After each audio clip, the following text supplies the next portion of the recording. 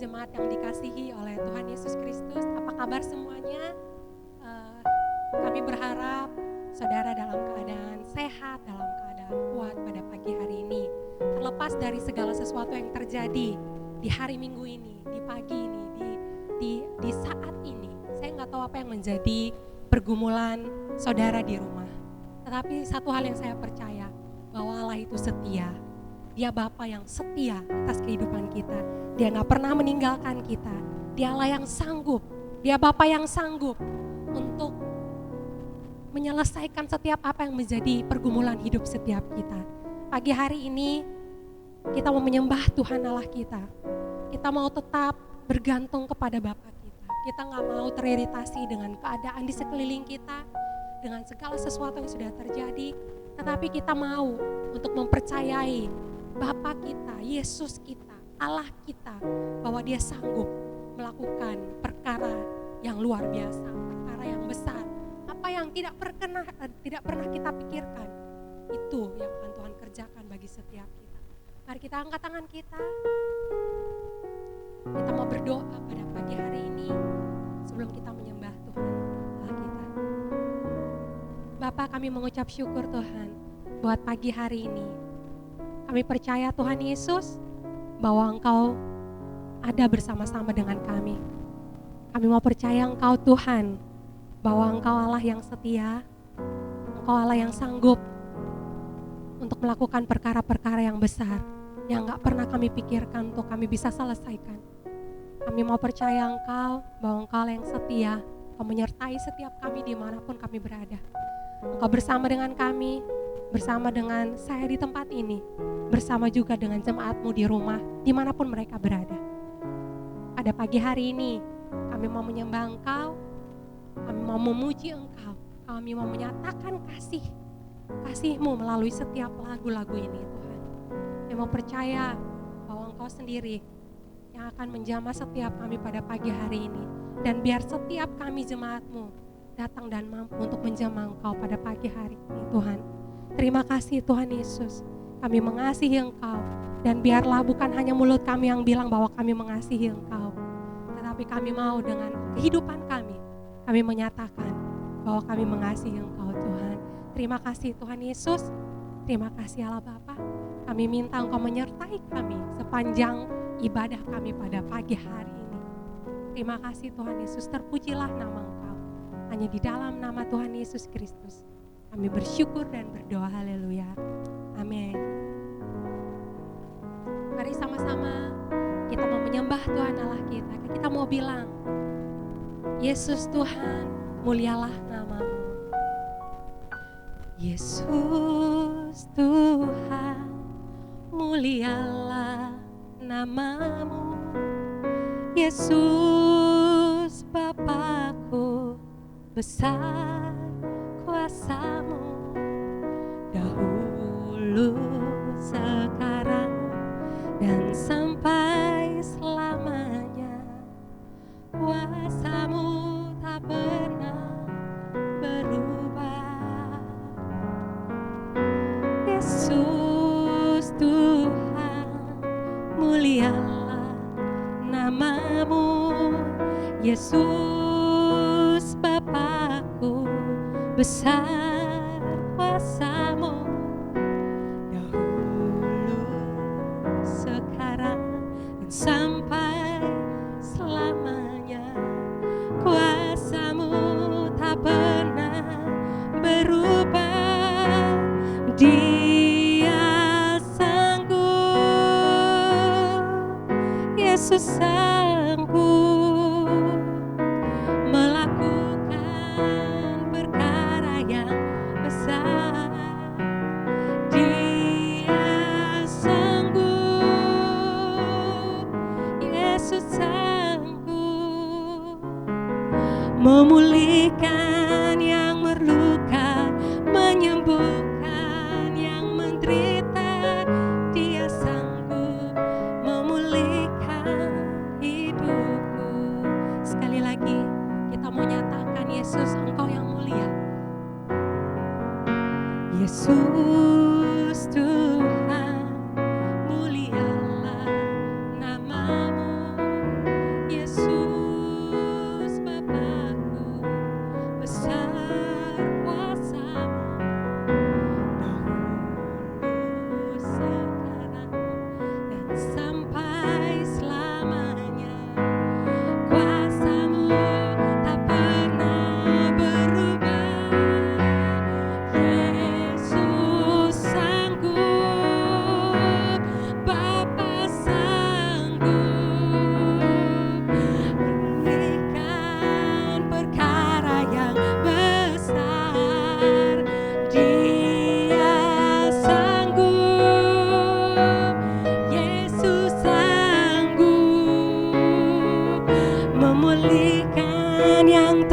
luka, menyembuhkan yang menderita.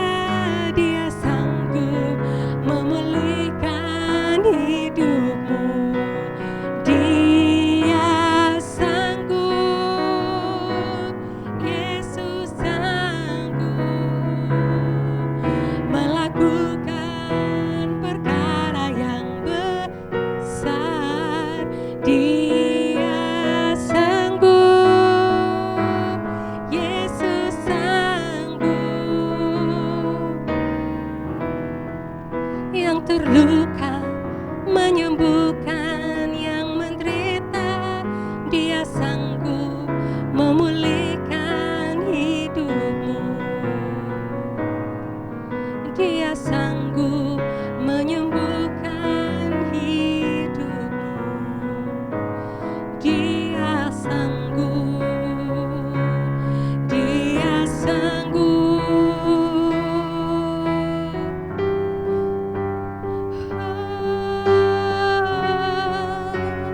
Yesus sanggup.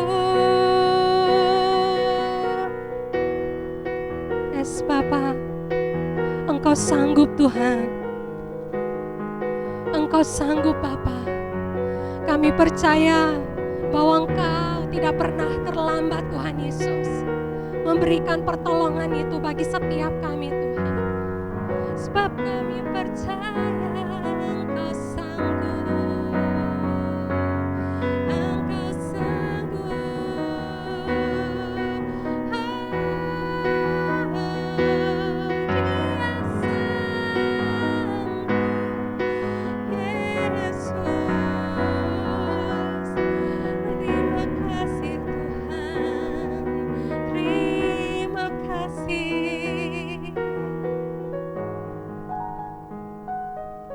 Karena kami percaya Tuhan Yesus bahwa janji-Mu ajaib Tuhan dalam kehidupan kami Pak.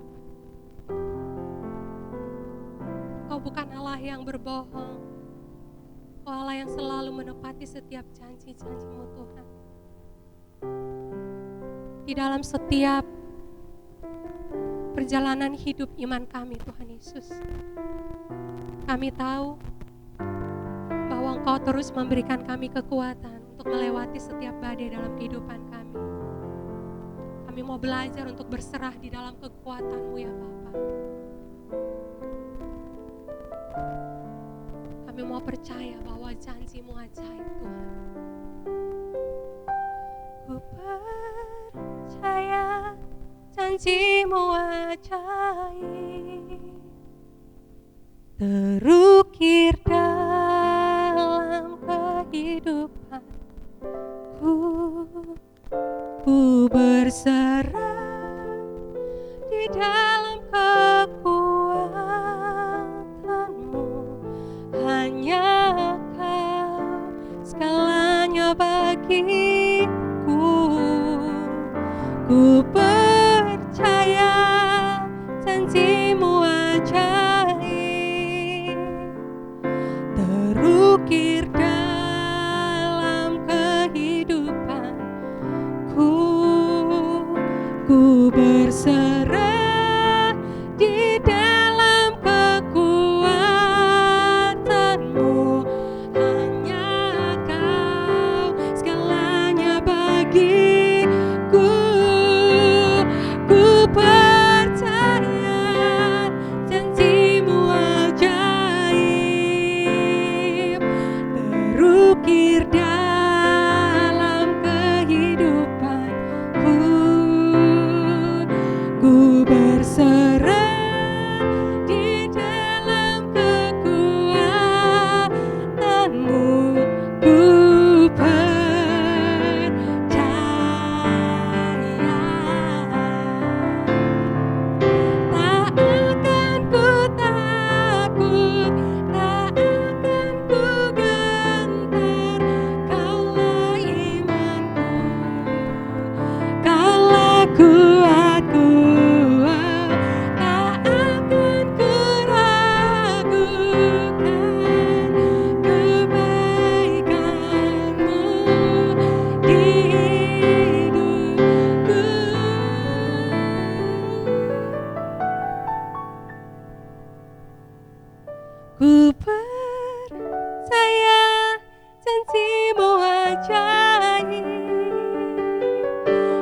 berukir dalam kehidupanku. Ku berserah di dalam kekuatanmu. Hanya Kau segalanya bagiku. Ku percaya janjimu ajaib, berukir dalam kehidupanku. Ku berserah di dalam kekuatanmu. Ku percaya,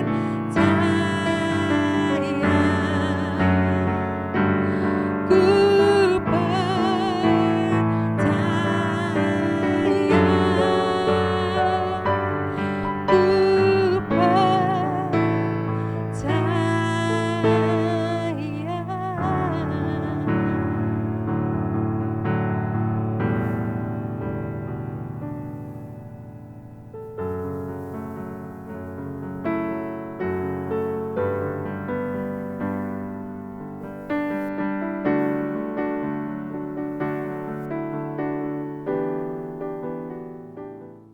Pada saat kita masih di dalam hadirat Tuhan pagi hari ini, mari kita sama-sama beriman untuk Tuhan boleh bekerja dan campur tangan untuk setiap apapun kondisi yang kita hadapi. Dan jika saudara mau beriman dengan saya pagi hari ini, agar Tuhan turun tangan campur tangan dan memberikan kepada kita kekuatan serta jalan keluar dalam menghadapi persoalan yang ada, tundukkan kepala saudara dan mari kita sama-sama naikkan iman percaya kita untuk Tuhan bekerja dalam setiap situasi yang kita hadapi. Tuhan Yesus, saat ini kami datang di hadapan-Mu berdoa dan percaya bahwa Engkau adalah Allah yang sanggup melakukan segala perkara, bahkan perkara yang mustahil di mata kami manusia. Untuk itu Tuhan, saat ini kami berdoa untuk apapun yang menjadi persoalan dan pergumulan yang dihadapi oleh jemaat-Mu.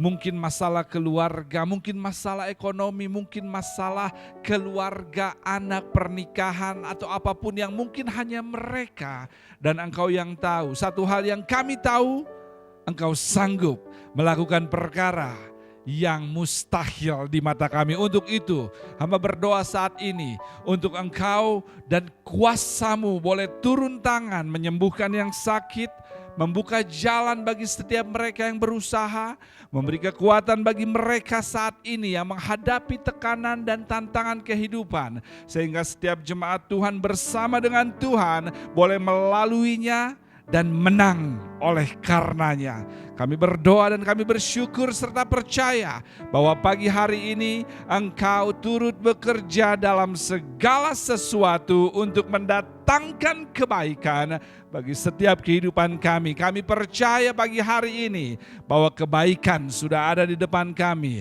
Kebaikan dalam usaha, ekonomi, pernikahan, rumah tangga, keluarga, anak sudah di depan kami. Dan kami mau menerima, percaya, menyambutnya hanya di dalam nama Tuhan Yesus Kristus. Dan semua jemaat sama-sama yang percaya bahwa hari depan kita, waktu berikutnya kita akan dipenuhi oleh kebaikan karena Tuhan turut bekerja dalam setiap kehidupan kita. Sama-sama katakan amin. Praise the Lord. Shalom, selamat pagi Victory Outreach Bandung, Victory Center Papua, dan seluruh jemaat Tuhan dimanapun saudara berada. Sungguh diberkati bisa beribadah kembali bersama di awal tahun 2021. Saya tahu kita semua berharap 2021 menjadi tahun yang lebih baik. Saya tahu kita semua berharap 2021 menjadi tahun penuh kemenangan. Berapa banyak dari saudara yang ingin melihat bahwa tahun 2021 menjadi tahun yang penuh terobosan. Tetap berharap, tetap percaya, namun juga mengertilah gereja Tuhan bahwa jam 12 malam tidak otomatis membuat seseorang menjadi baru. Berubahnya kalender pun tidak otomatis menjadikan saudara baru. Tahun baru pun tidak menciptakan secara otomatis hidup baru. Jangan pernah meminta waktu untuk melakukan apa yang keputusan harus lakukan. Come on somebody.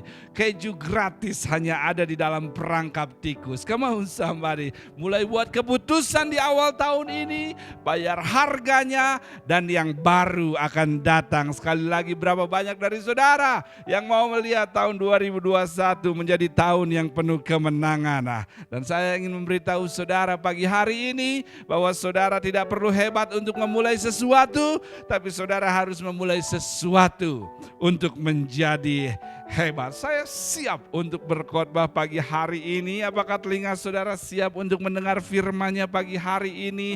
New Year, New Year, come on somebody. Tahun baru, telinga baru saudara akan membawa tahun baru saudara menciptakan hidup baru. Namun sebelum kita mendengarkan firman Tuhan pagi hari ini, beberapa pengumuman akan saya sampaikan kepada saudara. Yang pertama, seperti yang sudah kita ketahui dan sudah kita lalui, bahwa doa puasa masih berlangsung hingga tanggal 24 Januari, di mana seluruh Victory Outreach di dunia percaya, merendahkan diri, dan membuat satu pergerakan doa secara internasional dari tanggal 3 hingga 24 Januari untuk kita sama-sama melihat tahun ini dipenuhi oleh perkenanan Tuhan. Untuk itu, Victory Outreach Indonesia akan melakukan doa bersamanya setiap hari Senin yang sudah kita lalui dari tanggal 4, 11, dan yang terakhir adalah esok hari tanggal 18 Januari melalui aplikasi Zoom. Dan untuk saudara akan dikirimkan broadcast mengenai link Zoom-nya agar kita sama-sama bisa berdoa setiap hari Senin atau esok hari 18 Januari dalam kita melakukan doa puasa dari tanggal 3 sampai 24 Januari ini. Untuk itu saya menantang saudara, mari kita sama-sama memulai tahun ini dengan kerendahan hati di hadapan Tuhan. Yang kedua, leaders meeting yang seyogianya akan dilakukan Selasa kemarin harus berubah menuju tanggal 26 Januari pukul 18.30 di Jalan Garuda 85 secara tatap muka. Dan kita ingin mendukung program pemerintah sampai PSBB Jawa Bali berakhir. Untuk itu kita mau mundurkan pertemuan tatap muka para pemimpin gereja di tanggal 26 Januari pukul 18.30.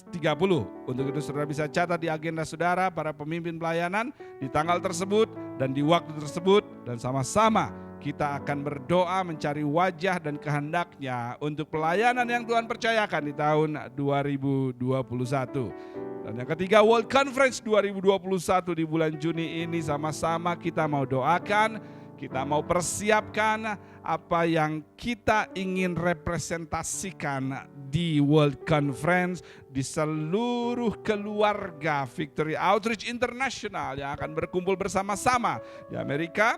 Untuk itu mari kita sama-sama mendoakan dan mempersiapkannya agar kita boleh menjadi representasi dari Victory Outreach Indonesia, Victory Outreach Bandung, Victory Center Papua, dan kita boleh menjadi berkat dan diberkati lewat acara World Conference di mana kita pun bisa bertemu dengan seluruh keluarga kita dari berbagai penjuru dunia di bulan Juni tahun ini.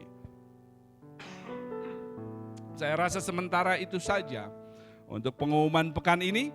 Dan sebelum kita masuk ke dalam firman Tuhan, kembali saya menantang saudara untuk setia dalam persembahan dan persepuluhan dalam rangka mentaati apa yang Dia firmankan, dan juga ungkapan syukur kita atas kehidupan kita yang diberkati olehnya, dan tentu juga bagian dari tanggung jawab kita untuk melaksanakan amanat agung dalam penyelamatan dan pemuritan jiwa-jiwa yang Tuhan berikan.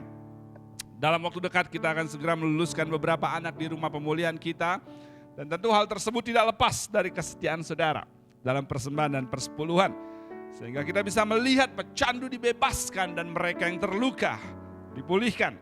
Namun tugas kita belum selesai. Masih banyak jiwa-jiwa yang perlu dijangkau dan dipulihkan di luar sana. Untuk itu mari kita setia dalam pemberian kita, agar pekerjaan yang Tuhan percayakan memiliki lebih banyak buah dan berdampak. Dan ini janjinya untuk saudara, dibukanya pintu surga dan dilepaskannya berkat jasmani dan dilindunginya ekonomi saudara dari wabah yang ada sesuai dengan firman-Nya di Maliaki 3 ayat yang ke-10. Untuk itu di layar yang berikut ini saudara bisa perhatikan dan saudara bisa pakai wadahnya untuk kesetiaan saudara di dalam memberi untuk pekerjaan Tuhan, ungkapan syukur kita, dan juga pengelolaan tanggung jawab amanat agung yang dipercayakan kepada kita. Silakan perhatikan layar yang berikut ini dan Tuhan memberkati saudara.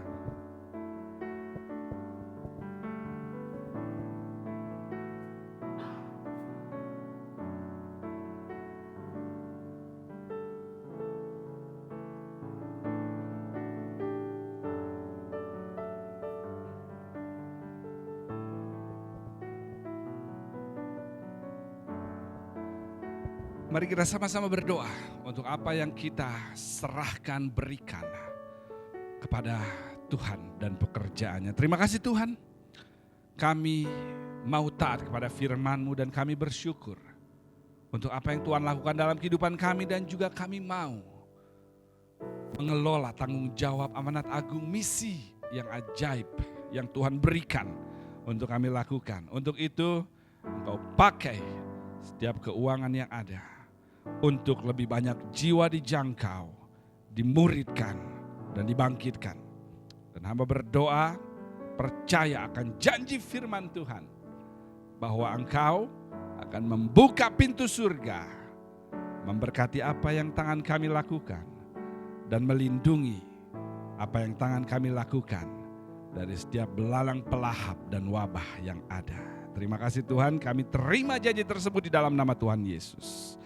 Kami berdoa. Amin. Tuhan memberkati saudara sekali lagi. Dan saya siap untuk menyampaikan firman Tuhan pagi hari ini. Dan jika saudara siap untuk mendengarkannya, New Year, tahun baru, telinga baru, jika saudara siap untuk mendengarkan firman Tuhan pagi hari ini, saudara bisa buka Alkitab saudara. Di Matius pasal yang ke-10, mulai ayat 38 hingga ayat yang ke-39. Matius pasal yang ke-10 ayat 38 hingga ayat yang ke-39.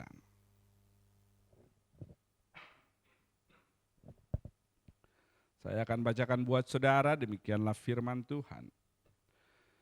Barang siapa tidak memikul salibnya dan mengikut aku, ia tidak layak bagiku. Barang siapa mempertahankan nyawanya, ia akan kehilangan nyawanya karena aku.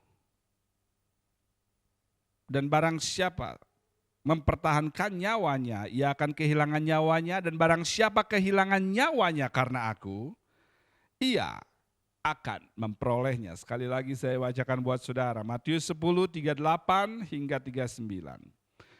Barang siapa tidak memikul salibnya dan mengikut aku, ia tidak layak bagiku. Barang siapa mempertahankan nyawanya, ia akan kehilangan nyawanya. Dan barang siapa kehilangan nyawanya karena aku, kata Tuhan, ia akan memperolehnya. Tuhan, kami siap mendengarkan firman-Mu di dalam nama-Mu Yesus Kristus. Kami berdoa. Amin. Saudara siap mendengarkan firman Tuhan pagi hari ini. Mari kita sama-sama melihat apa yang Yesus coba sampaikan kepada kita di awal tahun ini, agar kita boleh melihat banyak hal-hal baru yang Tuhan sediakan di tahun baru yang kita jalani dan akan kita jalani kemudian, berdasarkan yang kita lihat di Matius 10, 38 dan 39.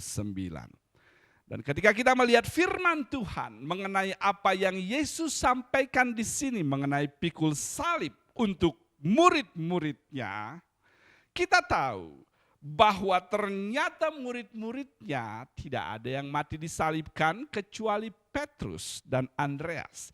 Jadi tentu maksud Yesus kepada murid-muridnya di sini ketika berbicara pikul salib, ada hal tersirat yang Yesus ingin sampaikan, yang ingin kita mengerti karenanya. Jadi apa yang Tuhan katakan mengenai pikul salibmu memiliki maksud tersendiri yang harus kita mengerti. Dan apa yang dimaksudkan Tuhan di sini adalah tentu mematikan keinginan daging, mati terhadap daging, mati terhadap dosa.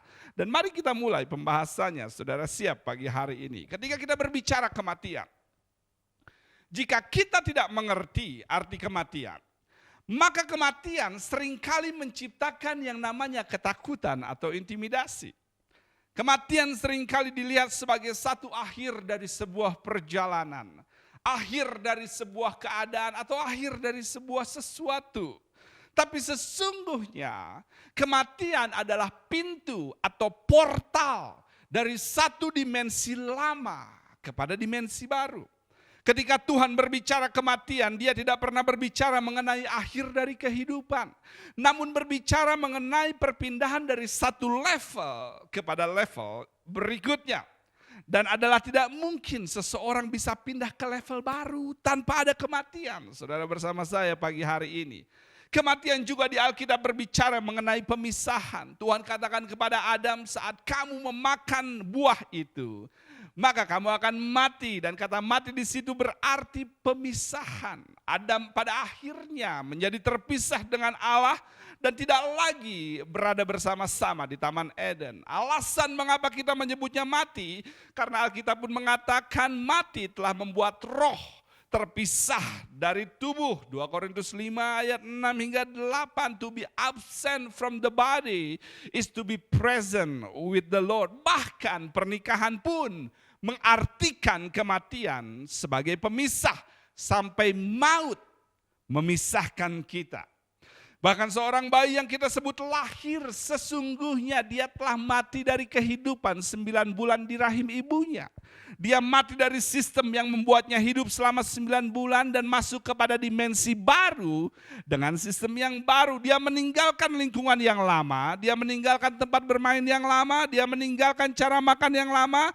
Lalu dengan tekanan, tangisan, sakit, penderitaan, bayi berpikir bahwa dia meninggal, namun dia menemukan dimensi baru ternyata di dalam hidupnya dan mulai menyadari bahwa ketidakadaan saya di rahim berarti kehadiran saya di dunia yang baru. Dia mulai pindah dari kegelapan menuju dunia yang terang lewat kematian yang dialami, lewat pemisahan yang dialami. Untuk menghemat waktu, saya ingin saudara mengerti dari penjelasan di awal bahwa transportasi atau jalan masuk dari satu dimensi kepada dimensi yang baru adalah kematian.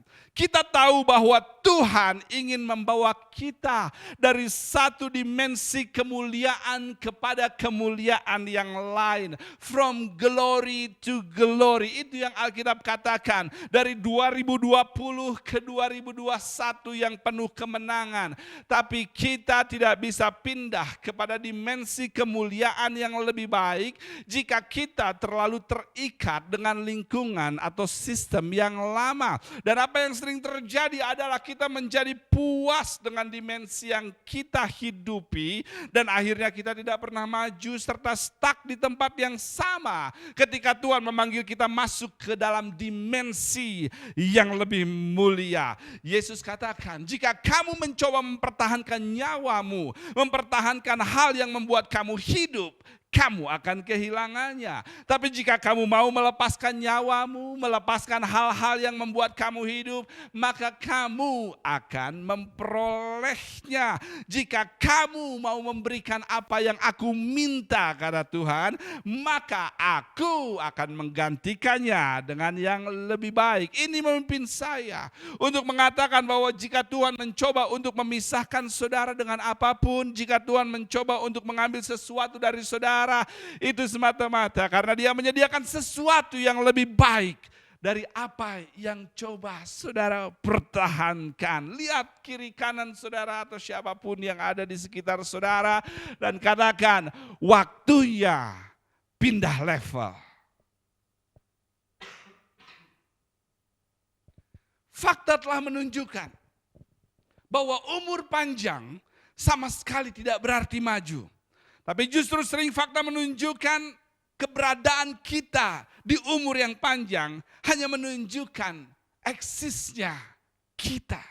Banyak orang hanya eksis namun tidak hidup. Mereka tidak hidup kenapa? Karena mereka tidak berkembang. Dan mereka tidak berkembang karena mereka tidak meninggalkan sistem yang lama. Sehingga mereka akhirnya stuck di level yang sama. Untuk saudara bisa pindah ke level yang baru, maka saudara harus masuk ke dalam proses kematian yang memindahkan dan memisahkan beberapa hal yang harus saudara matikan agar saudara bisa masuk ke semua hal baru yang Tuhan sediakan buat saudara. Berapa banyak dari saudara yang mau melihat 2021 menjadi tahun yang penuh dengan kemuliaan yang baru, yang penuh dengan glory yang baru. Maka beberapa hal harus kita matikan. Kenapa? Karena sekali lagi satu-satunya jalan masuk dari satu dimensi ke dimensi berikutnya adalah kematian. Yang pertama, kita harus mati terhadap dosa.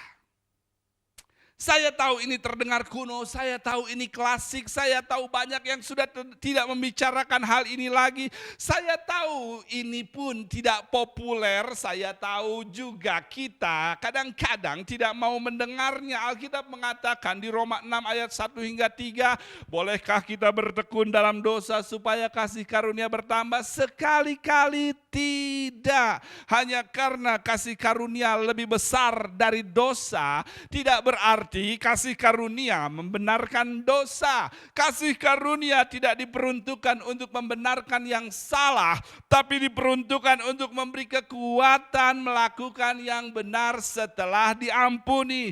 Dengan kata lain, ada waktu di mana Tuhan akan mengatakan cukup, kesempatan demi kesempatan telah aku berikan, kesempatan kedua, ketiga, bertobat telah diberikan, namun kamu tidak melakukannya. Waktu demi waktu untuk berubah telah disediakan, tahun demi tahun telah diganti, namun kamu menolaknya. Kemurahan demi kemurahan telah diberikan, namun kamu malah mencekik leher hamba yang berhutang kecil padamu. Waktunya, kata Tuhan, untuk memberikan konsekuensi untuk kemurahanku yang disepelekan. Victory Outreach, saya tahu kita bebas melakukan apapun yang kita mau, tapi mengertilah kita tidak bebas untuk memilih konsekuensinya. Untuk itu, mari kita berhenti bermain-main dengan firman Tuhan di awal tahun ini dan seterusnya dan seterusnya. Mari kita berhenti menyebutnya kelemahan. Mari kita berhenti menyebutnya tabiat buruk. Mari kita berhenti menyebutnya kekurangan. Mari kita berhenti menyebutnya pergumulan. Mari kita berhenti menyebutnya kebiasaan buruk. Mari kita berhenti menyebutnya bagian dari budaya keluarga atau cara saya dibesarkan. Mari kita kembali menyebut semua yang bertentangan dengan firman Tuhan adalah dosa. Iblis sangat lihai mengganti kata dosa dengan kata yang lain, yang membuat manusia pada akhirnya merasa nyaman melakukannya. Sekali-kali kamu tidak akan mati kalau kamu melanggar firman Tuhan, makan saja buahnya.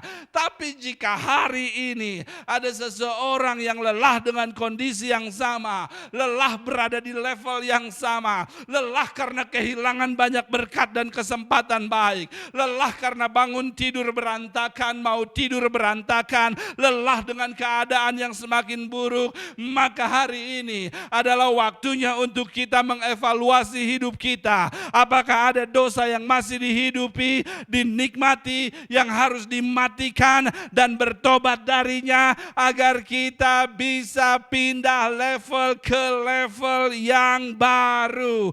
Apakah ada yang salah yang saya lakukan, atau apakah ada yang benar yang belum saya lakukan? Saya Saya tahu kita kurang bersemangat mendengarnya, tapi tidak apa-apa. Sudah jarang kita mendengarnya. Saya pun tidak tahu kenapa, tapi seseorang harus berdiri dan berseru untuk hidup yang benar. Katakan ya jika ya, dan katakan tidak jika tidak. Alasan Yesus datang ke dalam dunia adalah menebus dosa, membawa manusia pindah dari gelap menuju level terang. Jadi jika penebusan dosa telah disediakan secara cuma-cuma, mengapa kita kesulitan untuk bertobat dan berpaling dari jalan yang jahat, pikiran yang jahat, dan tindakan yang jahat? Waktunya untuk mati dari dosa dan bertobat. Bukan menangis, tapi bertobat. Karena bertobat bukan saat kita menangis, tapi saat kita berubah, mati terhadap dosa. Karena hanya jalan masuk menuju level baru adalah sebuah kematian, dan mati terhadap dosa akan membuat kita pindah ke dalam dimensi baru yang lebih baik, kemuliaan yang lebih baik, kemenangan yang lebih baik dari apa yang kita alami sebelumnya. Yang kedua, kita tahu bahwa jalan masuk menuju dimensi yang baru adalah kematian. Maka yang kedua yang ingin kita matikan bukan hanya mati dari dosa, namun mati terhadap kehendak kita sendiri. Percayalah kepada Tuhan dan janganlah bersandar kepada pengertianmu sendiri. Sering kita begitu sibuk untuk mengenali kuasa kebangkitannya, namun tidak pernah mau bersekutu di dalam penderitaannya. Kita selalu ingin kebangkitan, tapi tidak pernah mau mengalami Taman Getsemani.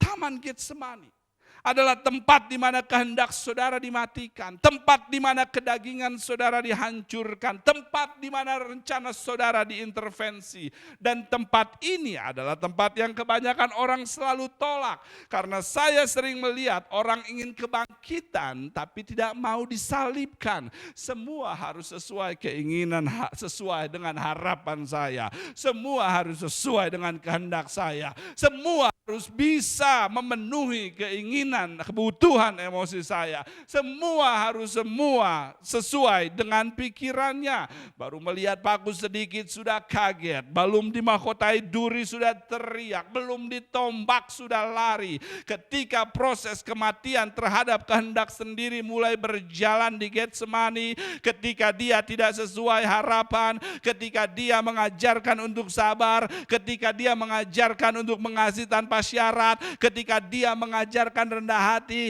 ketika dia mengajarkan mengampuni, ketika proses penyaliban akan kehendak sendiri mulai berjalan, maka yang sering terjadi iblis mulai disalahkan. Come on somebody. Pernahkah saudara menyadari bahwa hal-hal yang baik hanya bisa dibuktikan dengan hal-hal yang buruk? Maksud saya, jika saudara ingin tahu apakah saudara sabar, maka saudara harus membuktikan itu lewat situasi atau orang yang mengesalkan saudara. Jika saudara ingin tahu apakah saudara penuh kasih, maka saudara harus membuktikan itu lewat situasi atau orang yang menyakiti saudara. Harus dibuktikan lewat ketertolakan, harus dibuktikan lewat digosipkan, harus dibuktikan lewat direndahkan, dikhianati, dipandang sebelah mata. Maka dari situ saudara akan mengetahui apakah ada penyaliban daging atau kehendak atau pengertian sendiri di dalam hidup saudara. Hal itulah yang akan membuktikan apakah saudara mati dalam daging, mati dalam kehendak pribadi, atau justru sebaliknya, menari, melompat, bernyanyi, bertepuk tangan, angkat tangan, sama sekali tidak bisa dijadikan ukuran mutlak yang membuktikan bahwa kita mati terhadap daging. Karena adalah rahasia umum di mana kita semua pun tahu bahwa banyak orang begitu bersemangat mengamini firman di hari Minggu, tapi melupakannya saat pasangan tidak sesuai harapan. Come on somebody. Banyak orang tidak di tempat ini selalu ingin apa yang ada di luar dia berubah dan tidak pernah melihat bahwa dirinya lah yang harus berubah duluan. Dalam hidupnya hanya ada satu peraturan, saya selalu benar walaupun saya salah. ingin menjadi pemimpin, tapi dirinya tidak pernah mau menjadi pengikut. Ingin mereka jadi pengikut, tapi dirinya tidak mau pernah jadi pemimpin. Ingin dia jadi suami, tapi dirinya tidak pernah mau jadi istri. Ingin dia jadi istri, tapi dirinya pun tidak pernah mau jadi suami. Ingin keuntungan, tapi tidak pernah mau bayar harga. Tidak pernah ada permintaan maaf. Tidak ada pernah kata-kata saya yang salah. Tidak ada yang namanya saya harus berubah. Ketika bicara ingin didengarkan, namun saat orang lain yang bicara tidak dianggap. Ketika dirinya yang salah minta dimengerti, tapi jika mereka yang salah tidak ada pengampunan. Come on somebody, saat ada maunya panggil honey, panggil babe, come on now. Saat keinginannya tidak terpenuhi, panggil kamu, panggil elu, come on somebody. Apakah cerita di masa lalu tidak pernah diambil hikmahnya? Apakah kesaksian saudara tidak mengajarkan apa-apa tentang kehendak sendiri yang selalu membawa pada hal-hal yang berantakan? Saya tahu ini klasik, tapi saya ingat kita sering memiliki altar yang sejati. Saya ingat banyak pengalaman altar di mana saya matikan dosa saya, matikan daging saya, matikan kehendak saya, hancur hati di hadapan Tuhan di depan altar dan mengatakan, sucikan hati saya Tuhan, ampuni saya, perbaharui roh saya, karena saya muak dengan ego saya muak dengan temperamen saya muak dengan sikap negatif saya muak dengan percabulan saya muak dengan kecemaran saya muak dengan kesombongan saya muak dengan lidah bercabang saya. Ubahkan saya Tuhan, sucikan saya Tuhan, jamah saya Tuhan, basuh saya Tuhan, bebaskan saya Tuhan, lakukan apapun yang ingin kau lakukan, taruhkan apapun yang ingin kau taruhkan, pindahkan siapapun yang ingin kau pindahkan. Bukan kehendakku yang jadi, tapi kehendakmu yang jadi. Jadilah kehendakmu jika itu kesepian, jadilah kehendakmu jika itu melayani, jadilah kehendakmu jika itu memberi, jadilah kehendakmu jika itu tidak adil, jadilah kehendakmu jika itu mencucurkan air mata. Apapun Tuhan yang akan membuat saya naik level, jadilah kehendakmu. Saya berserah Tuhan. Saya tidak tahu kepada siapa saya berkhotbah, tapi seseorang di tempat ini telah kehilangan pengalaman altar yang sejati dengan Tuhan, dan saat ini Tuhan kembali memanggil saudara untuk masuk dalam altar pertobatan, altar penyerahan diri, dan mengatakan, bukan kehendakku yang jadi, tapi kehendakmu lah yang jadi. Karena mengertilah jemaat Tuhan, sisi kemenangan saudara persis bersebelahan dengan sisi penyerahan diri saudara.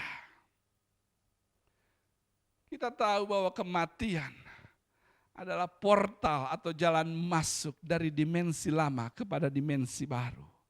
Dan Tuhan mau kita mati terhadap dosa agar kita masuk kepada dimensi baru.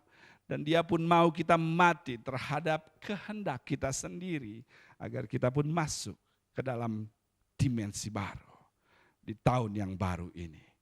Yang terakhir yang ingin saya sampaikan, dan setelah itu saya selesai, bukan hanya kita mati terhadap dosa atau kepada kehendak kita sendiri, namun kita pun harus mau mati terhadap kepentingan diri sendiri.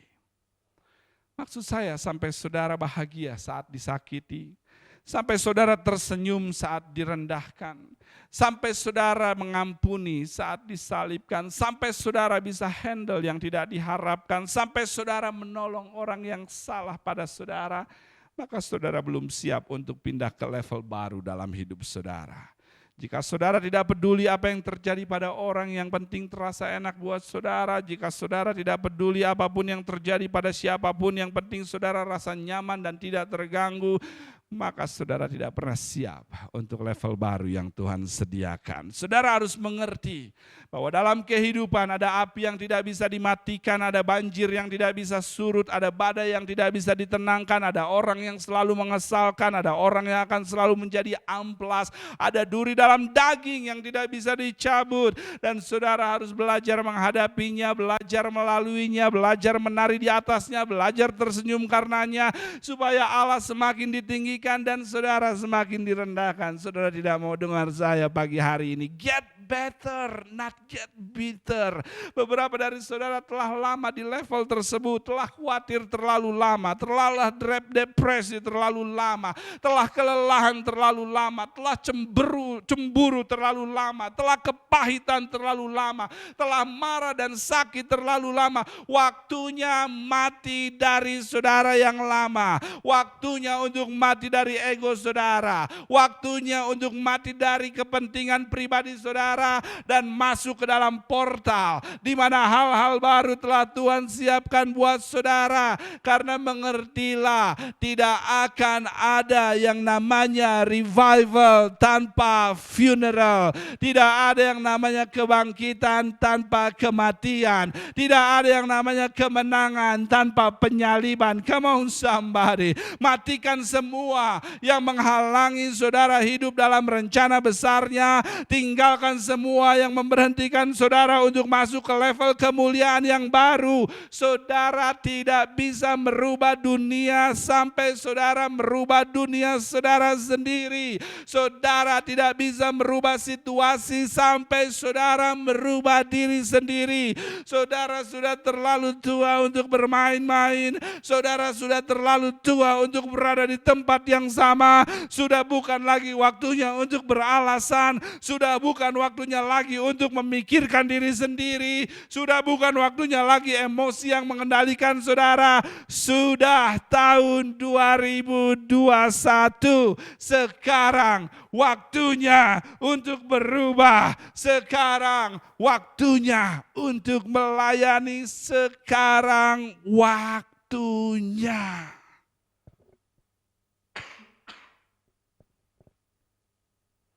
Yesus telah menderita begitu hebat.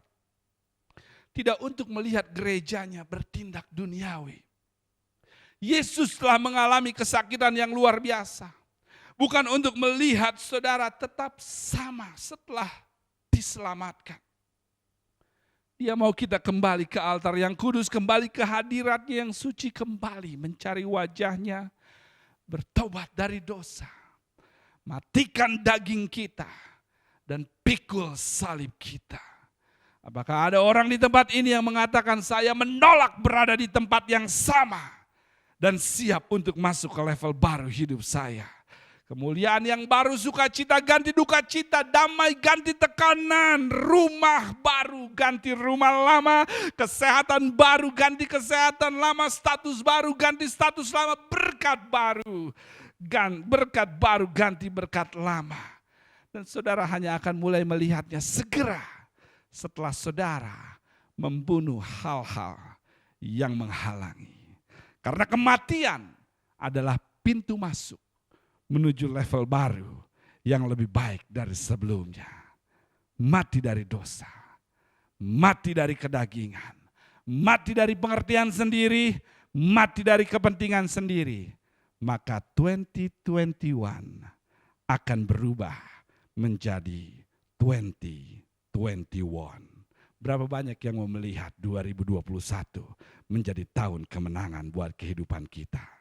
Waktunya untuk kita matikan apa yang Tuhan minta untuk kita matikan, pikul salibnya.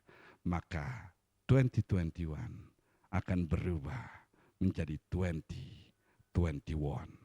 Tundukkan kepala saudara pagi hari ini. Tuhan, kami bersyukur pagi hari ini untuk firman-Mu, kami menerimanya. Kami tahu Engkau menantang kami untuk kami memikul salib kami, untuk kami mematikan hal-hal yang Engkau minta yang menghalangi kami untuk tidak bisa kepada jalan masuk dimensi yang baru. Untuk itu Tuhan, saat ini kami berkomitmen untuk apapun yang benar yang belum kami lakukan, akan kami lakukan.